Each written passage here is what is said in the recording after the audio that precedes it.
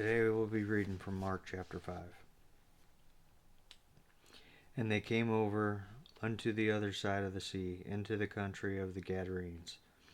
And when he was come out of the ship, immediately there met him out of the tombs a man with an unclean spirit, who had his dwelling among the tombs, and no man could bind him, no, not with chains, because that he had often bound with fetters and chains, and the chains had been plucked asunder by him, and the fetters broken in pieces.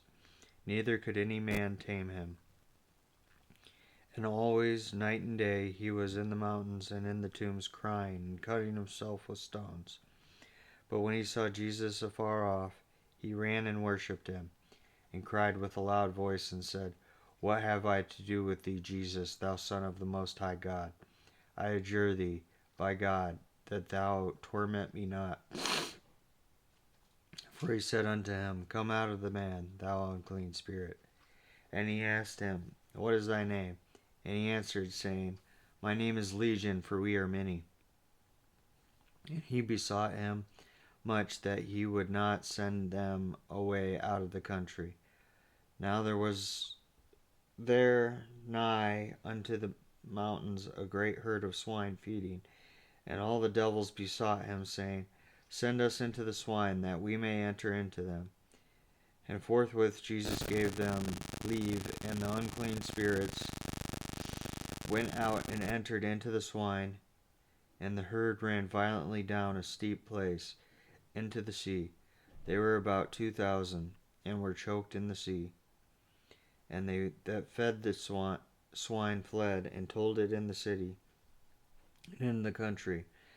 And they went out to see what it was that was done. And they come to Jesus, and see him that was possessed with the devil, and had the legion sitting and clothed, and in his right mind. And they were afraid. And they that saw it told them how it befell to him that was possessed with the devil, and also concerning the swine.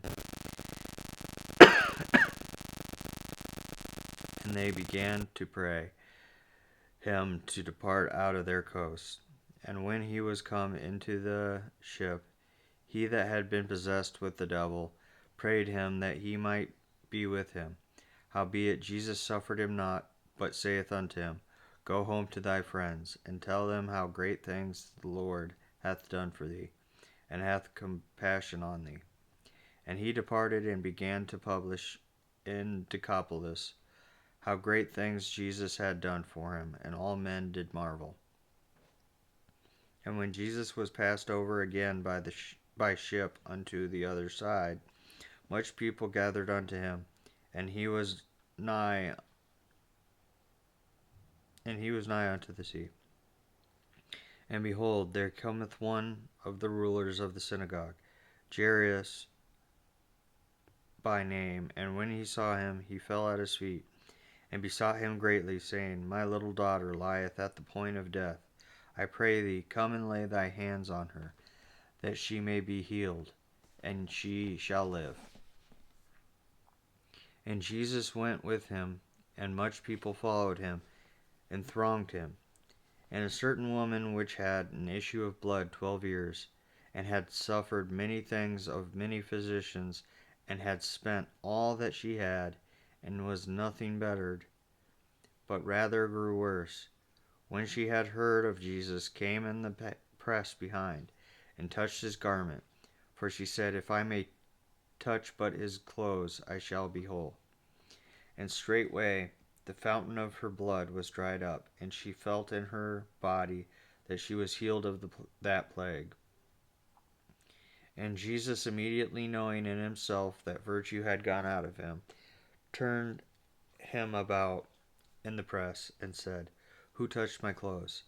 And his disciples said unto him, Thou seest the multitude thronging thee, and sayest thou, Who touched me?